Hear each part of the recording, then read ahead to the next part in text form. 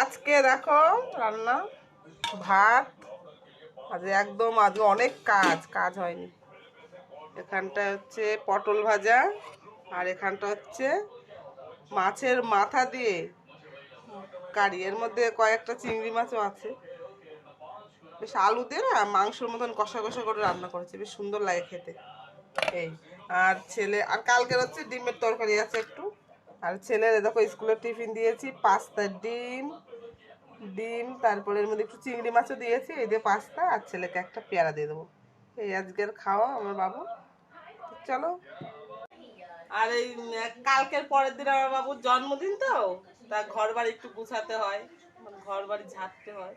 তাদের সব ঝেড়ে ঠেড়ে সব মানে ধোবো, সব কভার টভারগুলো ধোবো।